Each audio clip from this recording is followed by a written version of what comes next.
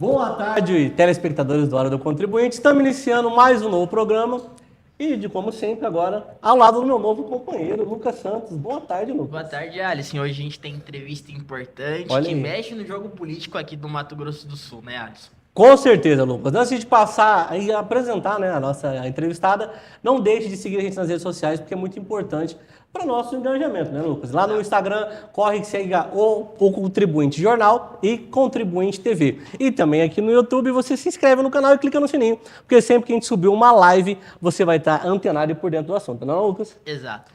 Pessoal, agora sem mais enrolação, a nossa entrevistada de hoje é vice-prefeita do município de Dourados. Ela também é esposa do deputado federal Rodolfo Nogueira e uma ativista conservadora, já uma longa caminhada e uma parceria assim, incrível, principalmente com a Michelle Bolsonaro.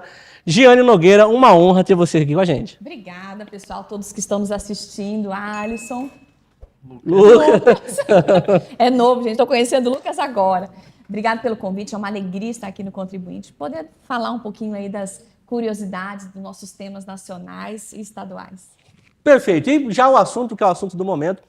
Recentemente, eu vou colocar quase um ano, o Bolsonaro comentou sobre o seu nome como uma possível vaga no Senado. Teve o evento da filiação do Reinaldo Azambuja e o Valdemar da Costa Neto reforçou que o seu nome é muito interessante. Giane, com o momento você sentiu, falou, cara, eu acho que essa vaga do Senado é meu novo objetivo, eu quero concorrer. Você está interessado em concorrer? Como que está o caminhar, né, desse momento? Alisson, eu comecei minha trajetória na cidade de Dourados, como você sabe, sou vice-prefeita. Não tinha uma pretensão de aparecer nesse aspecto estadual, mas quando o presidente Bolsonaro, nós estivemos conversando sobre o cenário do Senado, né, em 2026, ele me fez essa proposta de eu fazer um trabalho a nível estadual com a intenção de concorrer ao Senado em 2026. Perfeito. Me senti, lógico, prestigiada, né, por ter um convite de uma pessoa que a gente admira tanto, né, a maior estrela nacional. Sim. E uma das maiores internacionais da direita, do conservadorismo. E eu tenho feito essa caminhada, né? Aceitei essa incumbência dele. E é lógico que quando você tem uma meta de uma pessoa de tamanha relevância, nada mais justo que você faça a altura, que você trabalhe, perfeito, que você converse. Não adianta a gente esperar que as coisas vão cair do céu. Com você certeza. Precisa fazer uma construção intencional para isso. E é isso que eu tenho feito nesse tempo. Hoje estou, a maioria do meu tempo em Dourados, é lógico, como vice-prefeita, trabalhando pé no chão. Não sou vice-prefeita de gabinete, sou vice-prefeita de território mesmo. Nós vamos para o território, estamos dia a dia com a população, mas sempre que possível fazendo viagens, conversando, né, fazendo essa articulação no Estado. Eu acredito que há espaço para uma mulher no Senado, essa renovação feminina, com certeza, para o Senado, e estou à procura dessa vaga.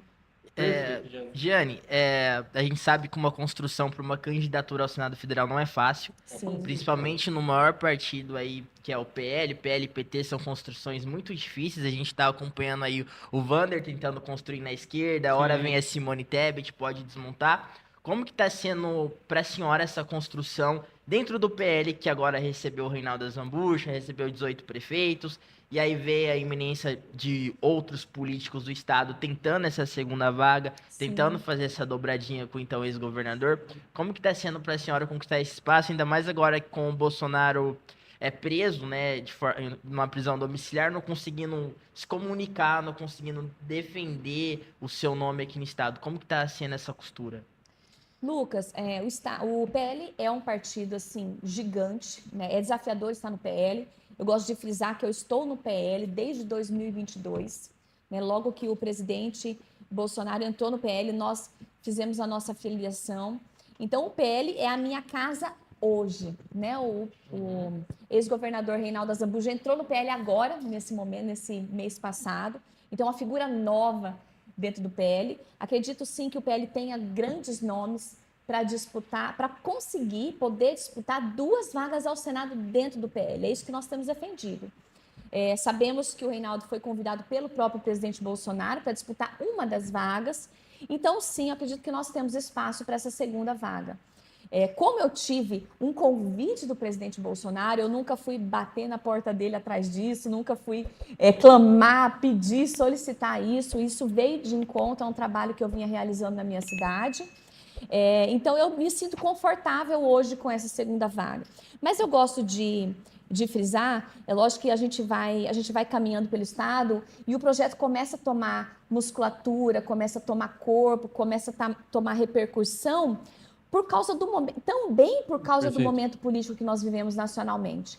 Quando nós temos um cenário político de Brasília, de uma perseguição implacável contra não só o presidente Bolsonaro, sim, ele é a pessoa que está presa, mas contra toda a família Bolsonaro, a Michelle, o Eduardo, o Carlos, todos os meninos. Quando nós vemos injustiças sendo realizadas, isso traz essa sensação de injustiça, ela vem mais latente com a população. Então, um projeto conservador buscando uma vaga dentro do PL, que é o partido do presidente Bolsonaro, esse projeto realmente ele se torna mais musculoso. Perfeito. E a gente vai tendo mais esperança, com certeza, nessa vaga. Mas eu gosto de frisar, embora o PL seja a minha casa, embora eu tenha, assim, fidelidade ao presidente Bolsonaro, a Michelle Bolsonaro, eu estou disposta também a concorrer, né, a uma vaga em outro partido, desde que seja de consenso do presidente Bolsonaro. Então, a senhora não descarta uma troca partidária para disputar o Senado Federal pelo Estado? São vários partidos, Sim. né, Lucas? Nós vemos os partidos se conversando em torno de coligações para governo, tem pessoas falando que querem sair para governo, né, concorrendo com o Eduardo Rido. Eduardo Rido hoje ele ganha de WO, mas tem figuras políticas do Estado cogitando isso. Mobilizando, né? O cenário político ele é muito fluido, né? Ele é muito volátil, é como as pessoas falam, é como uma nuvem, um dia está de um jeito, outro dia está outro. Você não tem como você fazer uma afirmação rígida sobre o cenário político daqui quantos meses? 9 meses? 9 meses. Né? Nós estamos gestando, estamos no tempo de 9 meses, gestando aí os tempos das eleições federais do ano que vem. Então, não tem como você ter uma rigidez. Né, os partidos querem ampliar suas bancadas federais. A gente sabe que o republicano sempre sonhou em ter um deputado federal, nunca conseguiu entregar. Os partidos sonham em ter um Senado. Então, muitas coisas podem acontecer. Né? Os atores políticos desse enredo podem mudar de uma situação para outra. Eu tenho fidelidade, com certeza, ao presidente Bolsonaro, a Michelle Bolsonaro, que é presidente do PL Mulher. Eu sou presidente do PL Mulher na cidade de Dourados. Então, eu preciso, sim, estar afinada com eles em Brasília.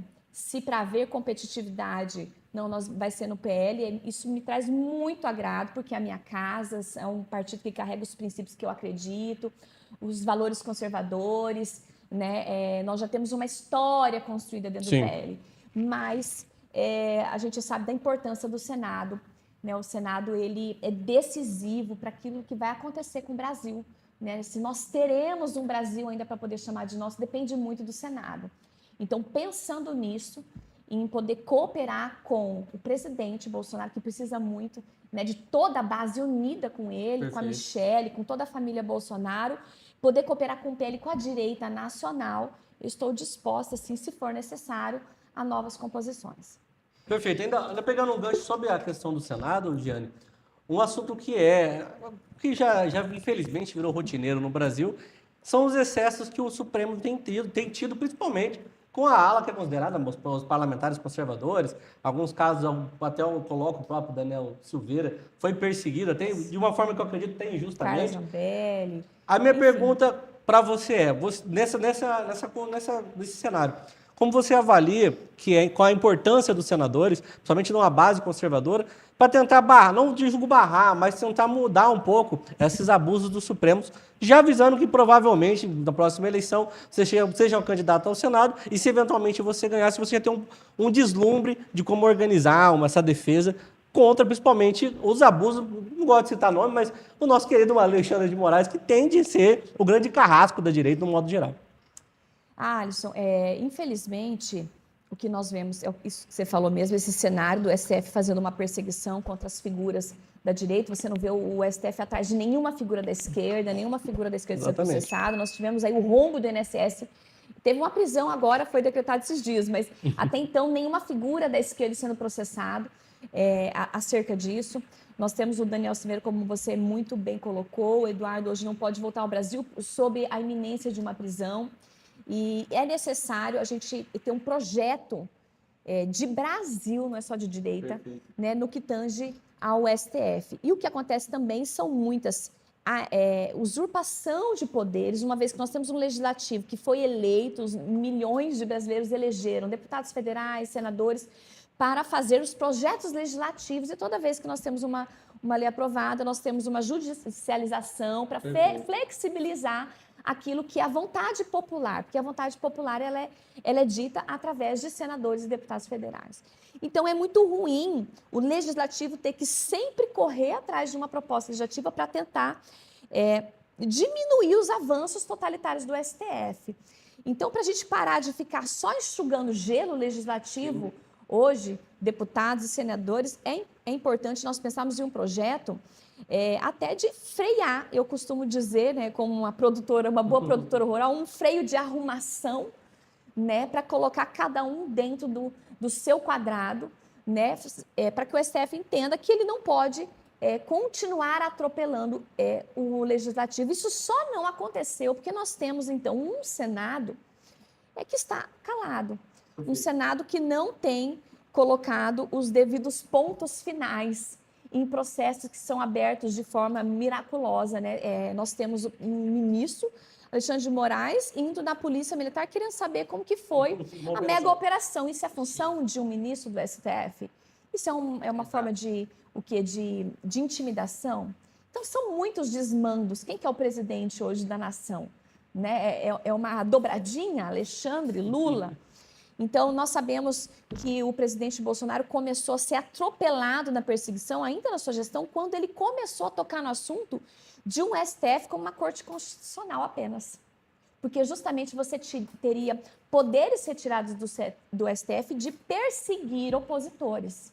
Então, esse é um tema muito importante. Quando eu trabalho em propostas legislativas para o Senado, eu tenho falado que nós precisamos repensar os poderes do STF, sim, para que haja uma moderação, que seja acomodado os poderes. Nós precisamos pensar em mandatos, por exemplo, em pelo menos 8 anos. Esses mandatos vitalícios, eles geram a pessoa numa autoconfiança enorme que ela fica quase que intocável. Ela se torna um semideus dentro da nação. Né? Nós precisamos acabar com as decisões monocráticas, nós precisamos repensar nessa condição dos ministros perseguirem, processarem, por exemplo, deputados federais e senadores. Então, a gente precisa repensar, e é sim que eu, como uma pré-candidata ao Senado, se Deus assim permitir, o ano que vem, como uma candidata, nós teremos sim uma proposta legislativa para podermos cercear, né, os poderes exacerbados e totalitários que o STF tem praticado. Ô, Giane, então, a gente sabe que o foco da direita, né, principalmente da ala mais bolsonarista, é o Senado. Então, as suas ideias ali para o Senado, elas também vão se basear nessa questão, por exemplo, do mandato para o ministro do STF. A gente sabe que tem um projeto de lei hoje, você citou aí 8 anos, se não me engano ele é de 10 anos agora, Sim. né?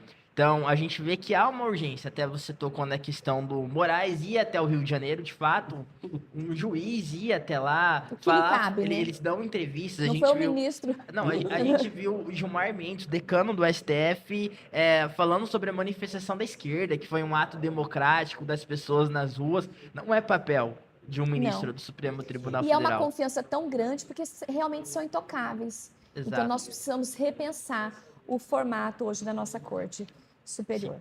Giane, com base nisso, você defenderia até mesmo uma nova Constituição para o país? Você acha que é necessário reformular a questão ali, o Código Eleitoral, o Código Criminal, o Código Civil? Você acha que a gente precisa reformular uma nova Constituição? Não de uma forma a de geral, mas 88? existem alguns pontos que precisam ser traçados.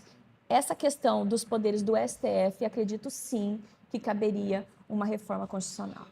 Exato. Giane, E é por isso que por isso que é tão importante, latente hoje, nós termos a maioria do Senado. Porque nós temos, por exemplo, um presidente da casa que falou que vocês podem ter 81 assinaturas que eu não abro o impeachment, por exemplo. Então, é um totalitarismo, né? Nós precisamos ter maioria para termos condição de realmente escolhermos um presidente da casa, de um Senado, que condiza, né? Que seja pertinente aos anseios da maioria, Perfeito. né? E possa realmente exteriorizar os desejos das ruas do povo brasileiro.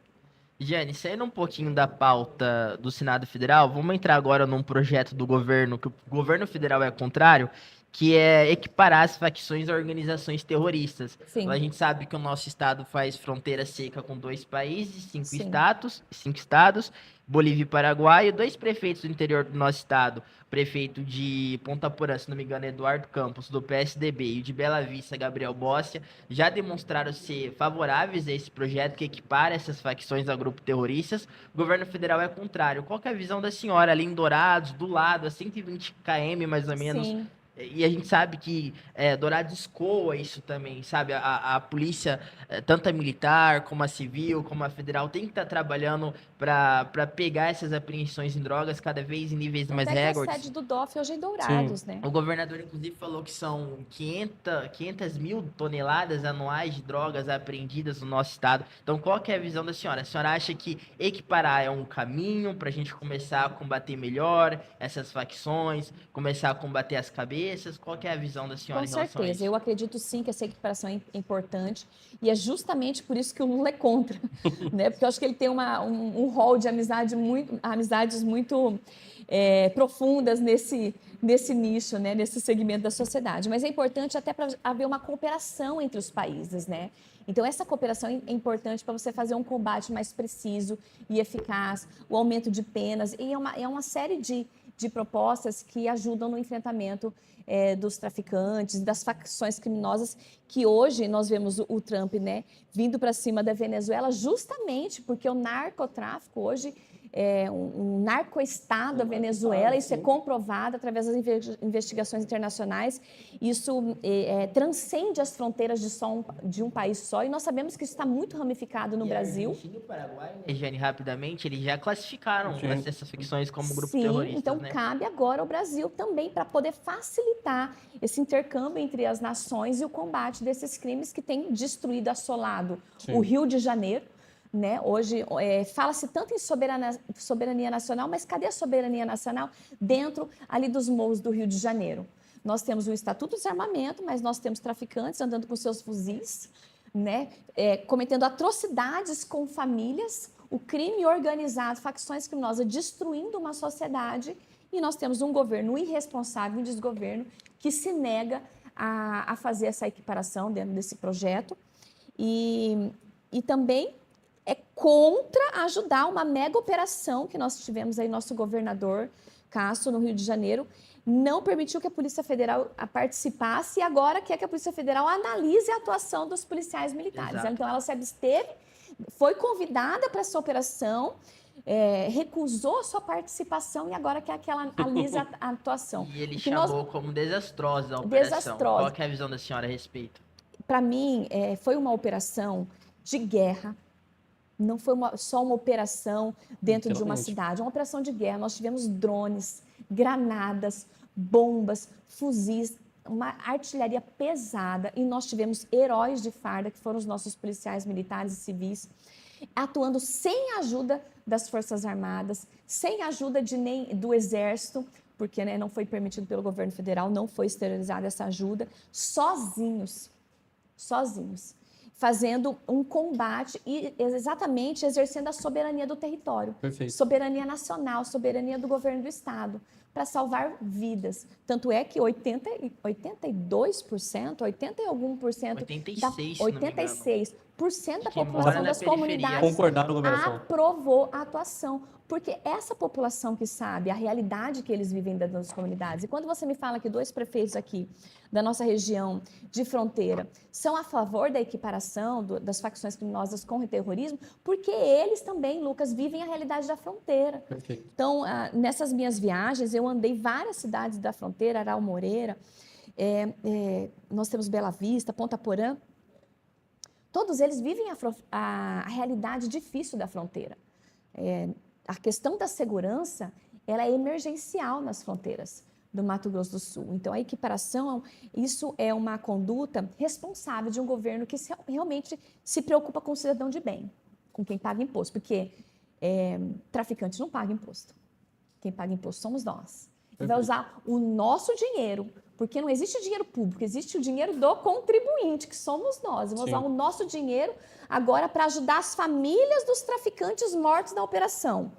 Não, o nosso dinheiro tem que ser utilizado para cuidar das famílias dos nossos policiais honrados que tombaram nessa operação. O nosso dinheiro tem que ser utilizado para coibir o tráfico. O nosso dinheiro tem que ser utilizado na segurança pública.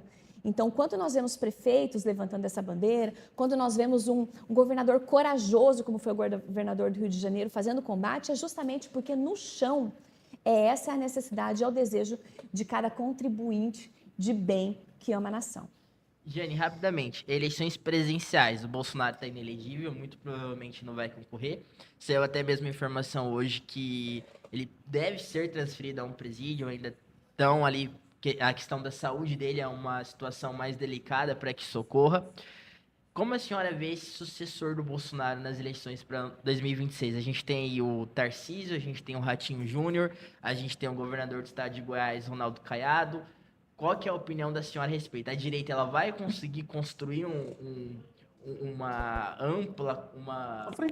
frente ampla contra o Lula? O Lula chega mais fraco. A gente viu aí que ele já perdeu pontos nas pesquisas por conta da questão da operação, dele ter falado que o traficante é vítima. Ele é uma vítima do usuário.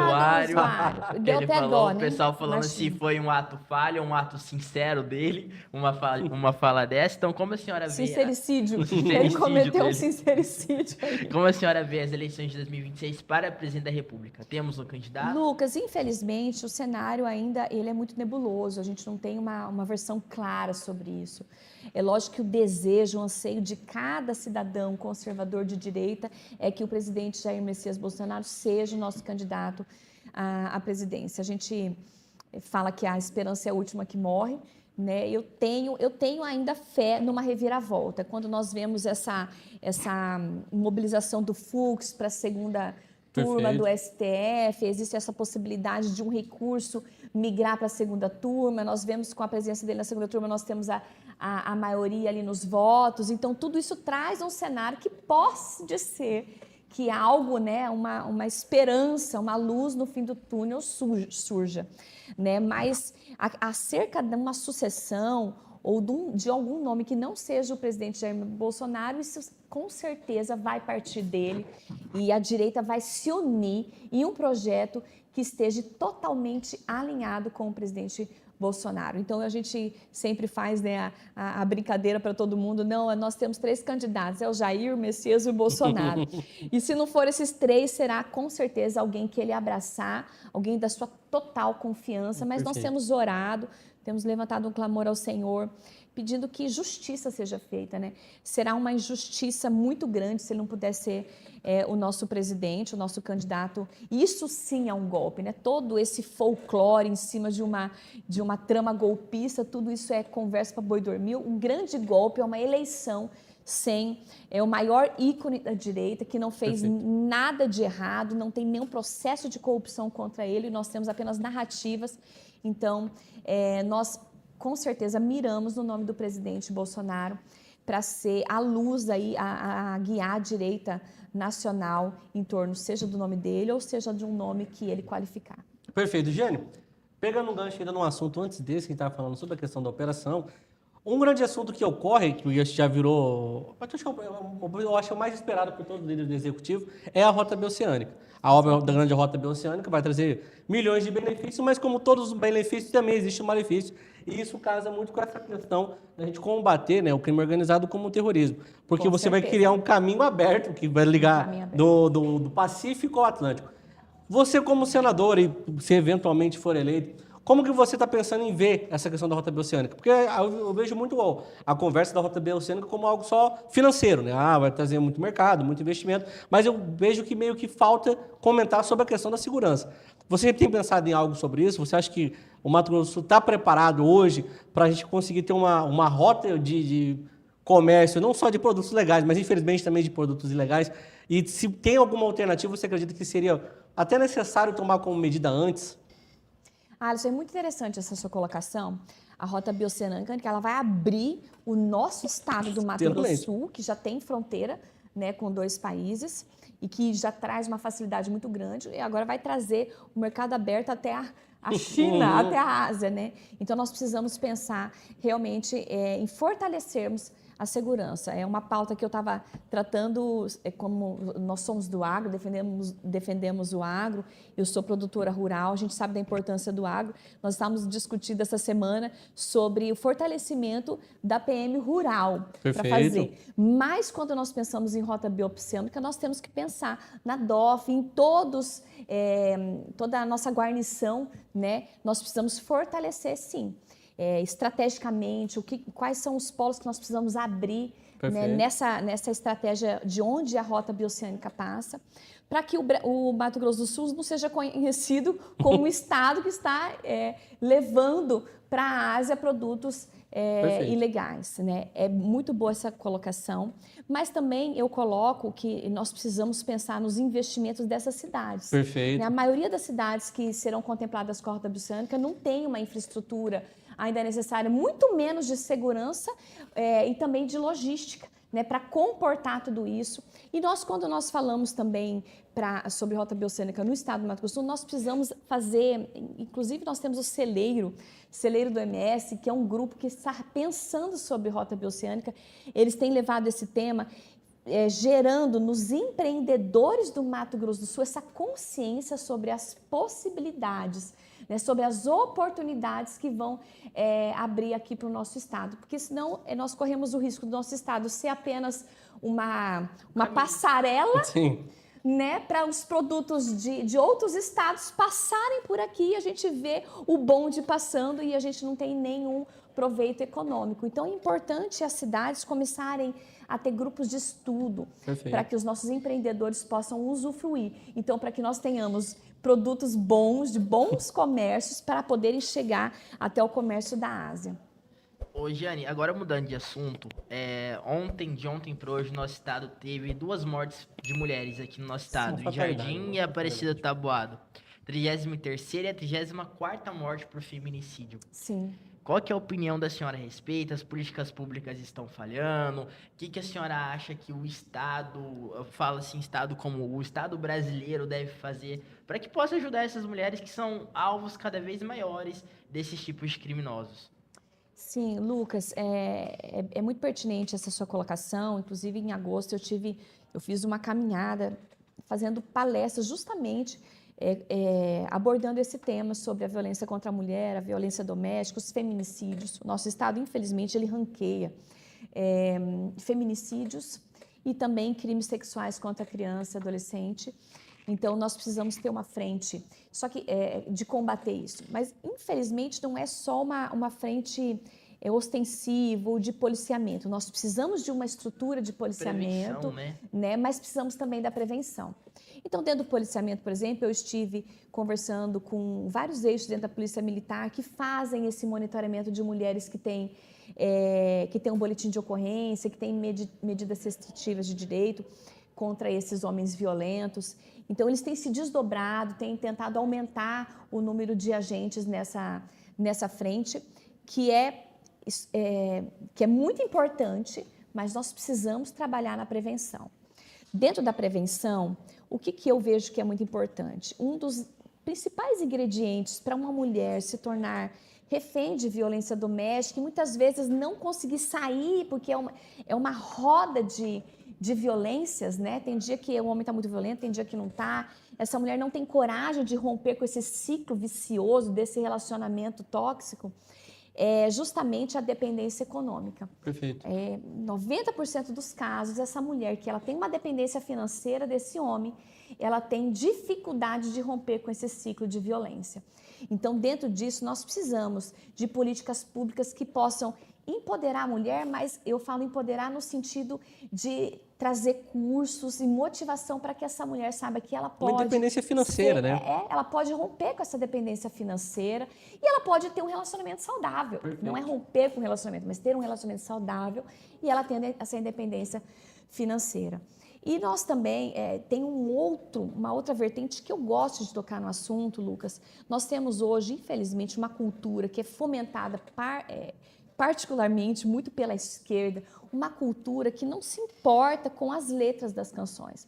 Nós temos uma cultura entranhada no Brasil, ainda mais com funk e músicas que diminuem a mulher. Músicas que não fazem só apologia ao crime de tráfico. Sim. Por exemplo, nós temos a Lei Ancharuan, que impede, por exemplo, financiamento com dinheiro público de shows para artistas que tenham músicas que façam apologia ao crime organizado, por exemplo. Mas nós temos muitas canções, Lucas e Alisson, que fazem apologia à violência contra a mulher, sim, de desvalorização, músicas que chamam a mulher de cachorro. Esses dias eu fiz uma pesquisa sobre as músicas, são horríveis as letras, e eu não, mas a parte da cultura está levando essas músicas para dentro das suas casas, criando meninos e meninas a ouvir e a ter uma normalidade com a cultura da violência contra a mulher, do desrespeito contra a mulher, do descredenciamento da mulher. Então, esse menino cresce numa comunidade ouvindo esse tipo de violência, porque essas músicas já são uma violência contra a mulher. Então, você cria uma sociedade, adolescentes e adultos, que a menina cresce sem saber o seu valor. Perfeito. E, por isso, sem conseguir se posicionar. E os meninos crescem sem saber como tratar dignamente uma menina. Então, são várias vertentes. Não é um assunto tão simples de se tratar. Não é só você dar arma, não é só você treinar policiais. É mais complexo. Nós precisamos aí ter várias rodas de conversa com especialistas no assunto para nós debatermos essa cultura machista e violenta contra as mulheres. Jane, o tempo ele urge, mas a gente ainda tem que entrar em mais alguns assuntos rapidinho. Sim. A questão da senhora foi colocada pelo ex-presidente como pré-candidata ao Senado e também surgiu muitos boatos que se a senhora não conseguisse ser candidata ao Senado, a senhora viria deputada estadual. Para isso, teria que renunciar ao cargo de vice-prefeita e disputar a eleição para estadual. A senhora, de fato, se não conseguir... A senhora já deixou pra gente evidente que se esse caminho não for aberto no PL, a senhora não teria problema de ser realocada em outro partido, desde que esteja em sintonia com a família Bolsonaro. Então, a senhora descarta disputar para deputada estadual no ano que vem? Eu descarto, Lucas. Eu estou trabalhando, até porque não seria inteligente da minha parte andar ao Estado, conversar sobre Senado e não fechar uma equipe, por exemplo, para deputada estadual. Né, quando nós andamos, a maioria das lideranças da cidade já estão fechadas nas suas dobras, sim, deputado federal, estadual. Então, eu tenho conversado sobre Senado. Eu não tenho nenhuma conversa com nenhuma liderança sequer no estado inteiro do Mato Grosso do Sul, nas 79 cidades, acerca de equipes para deputado estadual. Eu recebi um convite do presidente Bolsonaro de iniciar uma pré-campanha ao Senado. Então, é lógico que com um convite... nesse calibre, de honra, nessa envergadura, eu tenho que fazer jus e conversar com pessoas acerca da disputa ao Senado. Perfeito. Então, tenho trabalhado com a possibilidade de vaga dentro da PL, mas também tenho trabalhado, se for necessário, com outros partidos, desde que eu tenha, com certeza, o apoio do presidente Bolsonaro. Perfeito. Jane, a gente já vai se aproximando já do final da entrevista. E tem uma pergunta que é meio que um clássico que a gente faz aqui na Hora do Contribuinte, que até para as pessoas poderem saber... Rapidão, a gente tem um furo aqui da vice-prefeita. Quando a vice-prefeita ela fala pra gente que ela pode sair do partido para disputar a eleição em outra, a gente precisa perguntar se há algum partido em vista. Um Novo, um Republicanos, a senhora já conversou, recebeu um convite, o que a senhora pode externar pra gente? Né? Informal, formal... Não, eu já tive conversa com pelo menos uns 3 partidos já. 3 partidos? 3 partidos. Tem um nominho de um partido? Não pode. Ok, pode continuar. Vamos trocar sem mostrar as cartas, né? E, para uma forma geral, Jane, para deixar as suas redes sociais falar da sua trajetória até aqui e a importância desse novo projeto, né? Porque apesar de o Giane estar visando 26 ser senadora, você também é uma vice-prefeita muito atuante. Então eu queria que você falasse um pouco do seu projeto, até para você se apresentar para a população aqui de Campo Grande, que talvez não conhece tanto sua história lá em Dourados. Sim. Para quem não me conhece, sou vice-prefeita de Dourados. Lógico que dentro da gestão administrativa, sim, de uma cidade, me encanta muito esse contato com a população, você conseguir ser parte das soluções da vida das pessoas, e isso é extremamente gratificante. Então, quando você vai a gente caminha, né, pelos postos de saúde, você leva demandas, você consegue trazer resoluções, e isso impacta a vida diretamente de pessoas. Para mim, isso não tem preço, Alisson. E é lógico que no futuro aí de 2026, 2027, né, também continuar fazendo isso. É o terceiro setor, que são as nossas OSCs, lares, né, orfanatos, comunidades terapêuticas. Isso me encanta muito, porque é um trabalho que é um braço estendido, não é a gestão pública, Perfeito. mas é um braço que é o braço acolhedor para a população mais vulnerável que precisa tanto.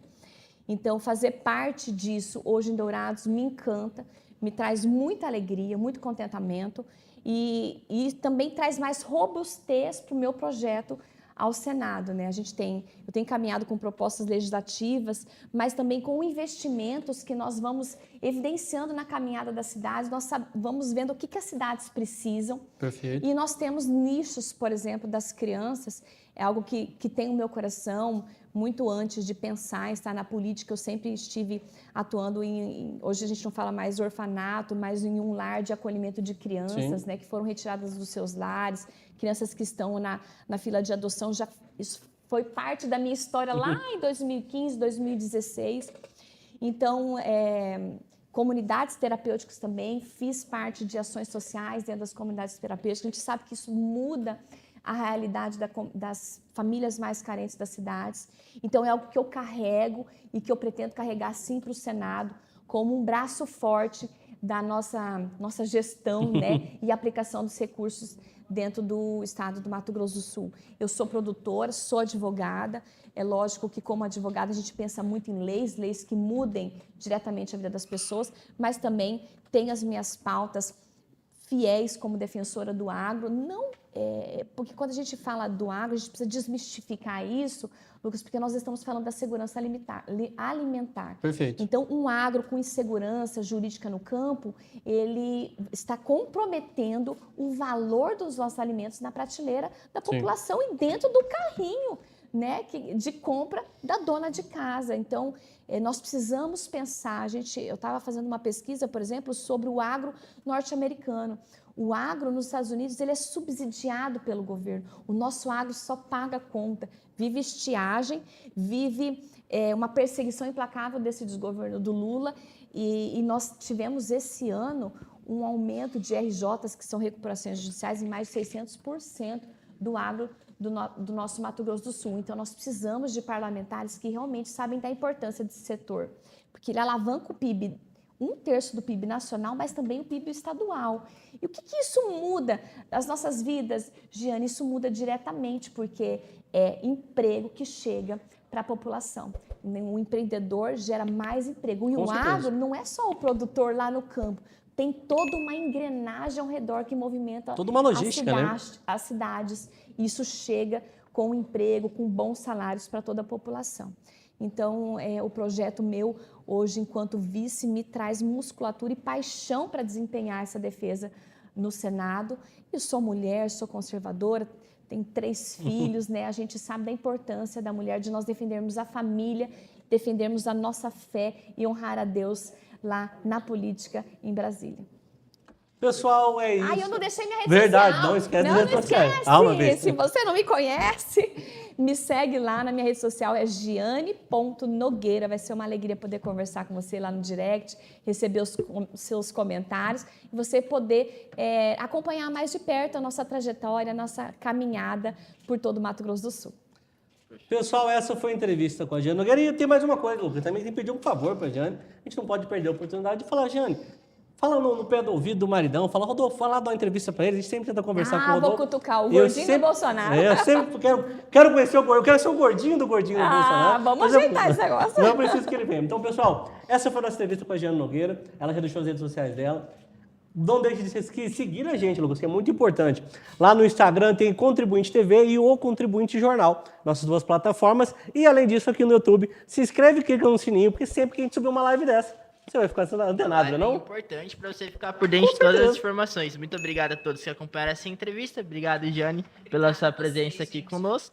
Deus abençoe. Boa noite. Amém. É isso. Beijo do gordo e até semana que vem. Um abraço.